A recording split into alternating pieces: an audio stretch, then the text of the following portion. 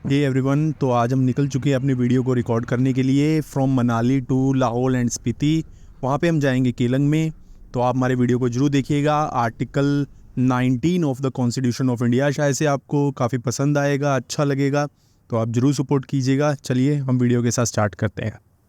Hey everyone, let's again begin with the mountain polity all away from the Lahaul and Spiti. अब देखिए एक बार, कितना प्यारा जगह है ये, बहुत सुंदर है। And again today the temperature is -8, तो बड़ा दिक्कत हो रहा है, हाथ जम चुके हैं। बट अपना काम है पढ़ाना और अपने कर्म को करना। देखिए जो जो इंसान अपने कर्म के प्रति कर्म निष्ठा रखता है, उसका कर्म उसके फ्यूचर में उसका कभी साथ नहीं छोड़ता। आपके अच्छे कर्म आपका हमेशा साथ देंगे, आप हमेशा याद रखिएगा इस बात को। आप कुछ भी अच्छा कर्म कर रहे हैं, उसका कहीं ना कहीं आपको फल मिलेगा। हमारी प्रॉब्लम क्या है कि हम अपना कर्म और अपना फल खुद ही डिसाइड कर लेते हैं। ये हमारी सबसे बड़ी प्रॉब्लम है। मैं सोचूंगा कि भाई मैं ऐसा कर्म कर रहा हूं, मुझे तो यही चाहिए। अब नहीं, भगवान कुछ और भी दे सकता है।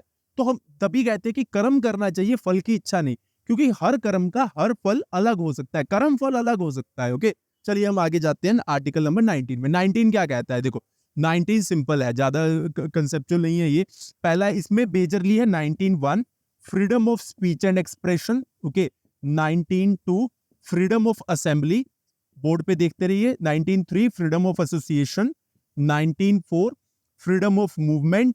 19(5) फ्रीडम ऑफ रेजिडेंस। और 19(6) फ्रीडम ऑफ प्रोफेशन। सिंपल है, आपको बोलने का अधिकार है, you are having the right to speak, freedom of speech and expression. हम you are having the right to do commercial advertisement, है ना।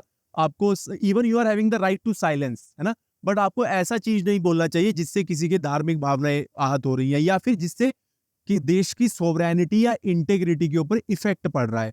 सोवरेनिटी, इंटेग्रिटी या सिक्योरिटी ऑफ स्टेट के ऊपर, तो ऐसा आप नहीं बोल सकते। 19(2) है freedom of assembly.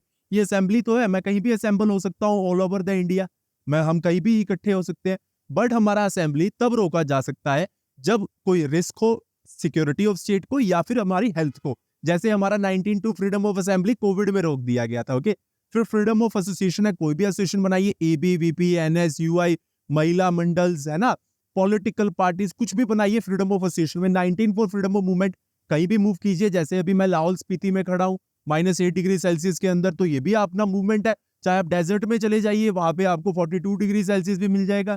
Freedom of residence, कहीं भी रेजाइड करिए। अब तो जम्मू एंड कश्मीर में 370 भी हट चुका है, तो आप वहां भी कर सकते हैं। फ्रीडम ऑफ प्रोफेशन, आप कोई भी प्रोफेशन कैरी आउट कर सकते हैं other than prostitution, human trafficking and bonded labor. These are or child trafficking you may consider about. Okay, that is the basic idea into this. Okay.